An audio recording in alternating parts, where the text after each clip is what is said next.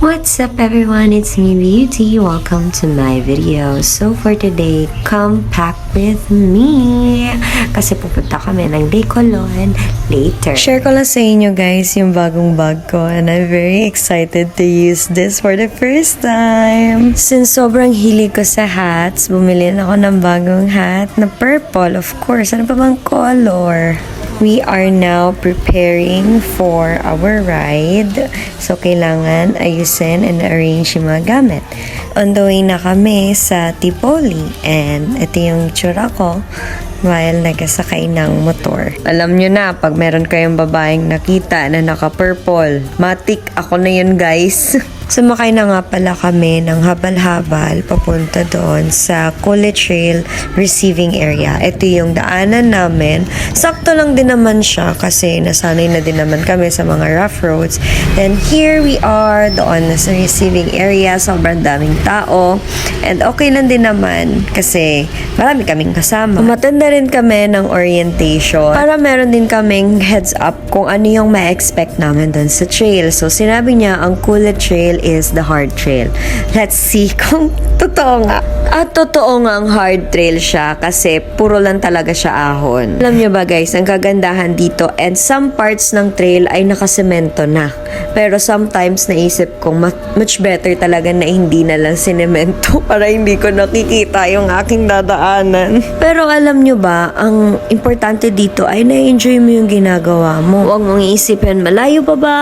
Ilang minutes na lang, ilang kilometers na lang. Basta ina-enjoy mo yung trail, yung mga nakikita mo, and sobrang relaxing talaga kapag yun yung fino-focus mo, yung nature, yung mga unique landscapes na nadadaanan mo, yung mga plants na nakikita mo, although hindi mo rin naman siya ma-identify, pero na-appreciate mo talaga siya. Nagpahinga muna kami saglit dito sa Station 2, and then nagkuha na rin kami ng mga videos para makita nyo kung ano ba yung meron sa trail na dinaanan na. Hindi lang ako nakapag-video doon sa mga trails na ahon talaga kasi kailangan namin mag-doble ingat and then hindi kami expert sa field na ito kaya careful lang talaga. Just how I wish na kaya namin mag-video sa mga ganong klaseng trail para ma-share ko rin sa inyo. Everyone, we're at Station 4. Hindi sila kumakain pero ako hindi ako kakain kasi dalawang beses na ako nakakain kanina. So, ang ating situation ngayon, maambon. Hindi nga mainit. Pero wala namang clearing. Puro fogs. Ayan. So, kita mo yung trail na yan. Ayan. Ayan, papunta doon. Diba lang? At this point, hindi naman ako ganun kapagod, pero hinihingal ako, syempre. Alam mo yung naninibabaw talaga sa akin, yung happiness na nararamdaman ko dahil ang tagal ko na talaga kasing gustong gawin to, pero wala lang talaga akong courage. And dahil siguro sa mga nangyayari sa life ko, natabunan ko na yung pagiging adventurous self ko. And besides, hindi din talaga kaya ng body ko before kasi walang kondisyon, hindi nag-exercise, hindi rin sumasayaw. Wala lang, parang couch potato lang ako before. Nakasali rin ako kasi before ng isang outdoor activity related din sa work dahil ako yung in charge sa Culture and Arts Services Development. Kaya ako yung pinadala ng boss ko. And that time, sobrang matatakotin ko talaga. Umiyak ako dahil naiwanan dahil sobrang takot. So the rest is history. Wala kasi akong video that time kaya hindi ko ma-share sa inyo yung experience ko na yun. But I have pictures na magre-remind sa akin na kung anong nangyari nung panahon na yon. I just wish na meron akong courage and kakayahan na mag-video that time. Kasi ang focus ko talaga nun ay yung safety at makalabas ako ng buhay. I know, it sounds very OA, pero syempre, yun talaga yung focus ko nun. And first time ko makatry ng ganun. Meron kasi akong kasama na nagsabi sa akin, paglabas mo dito, Beauty, isa ka ng malakas na babae! Puro kasi para hindi ako mawalan ng lakas ng loob that time, kaya chini-cheer up na lang nila ako. Sabi ko, after nito, aakyat na ako ng bundok. So, ito, papakita ko sa inyo yung magandang view doon sa pinaka-peak. And again, marami akong pictures, pero hindi ko lang siya na video yung trail pababa. Kasi mahirap talaga. At ang priority natin ay yung safety. Pero alam mo, nag-enjoy talaga ako kasi after nun, ito yung view na mapupuntahan namin. After ng mahabang hike, paakyat, pababa, ito yung nadatnan namin. Sobrang kalmado ng tubig, sobrang ganda ng lake. Lahat ng pagod, lahat ng ginastos.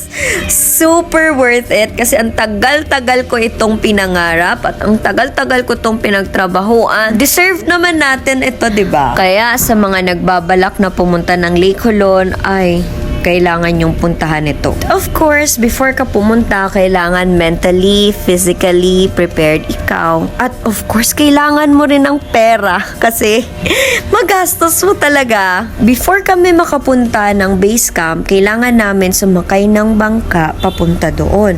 At alam nyo ba, itong lake na ito ay hindi pa na-measure kung gaano kalalim. So, very scary talaga siya. Nasa kagaya ko, hindi marunong lumangoy. Ito na yung view namin pagka morning. Sobrang ganda, guys. Sana ganito yung paggising ko sa umaga. Ito yung makikita ko. Kalmado, malinis, malamig. Sana every month may ganito akong trip. Pwede ka naman lumangoy dito sa lake na ito, but make sure meron kang life vest kasi nga masyadong malalim, hindi pa na-measure kung gaano kalalim. Amazing, di ba? Ito, ipapakita ko sa inyo yung view na meron ako nung dito ako nagstay. Well, nagbi-video ako nito, ini-imagine ko yung kantang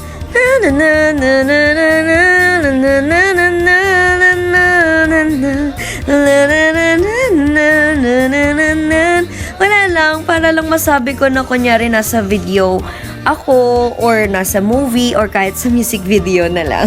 While nagtututbrush kami, binidyo ko ito kasi binibigay niyo yung vibes na parang nasa Game of Thrones ka. Kaya napakanta ko ng dun dun dun dun dun dun dun dun dun dun. Nag-breakfast na kami at ito yung pinaka-favorite part ko sa lahat kasi andyan yung favorite food ko. Oh, ayun, niluluto nila. I'm so happy and excited. So, update. Good morning, everyone.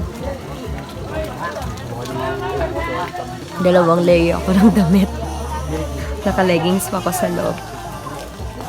Kasi hindi ko kaya masyado yung lamig. Kahit everyday na ako sa aircon. Pero, iba pa rin talaga yung lamig ng nature.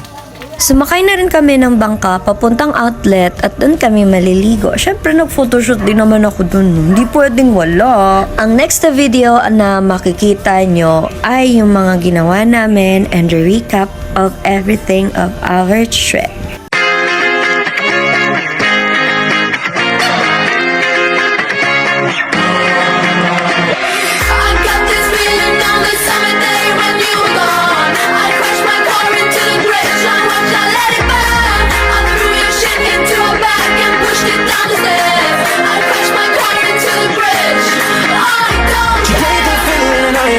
She fell in love with an Englishman. Kiss her on the neck and then took her by the hands. And baby, I just wanna dance.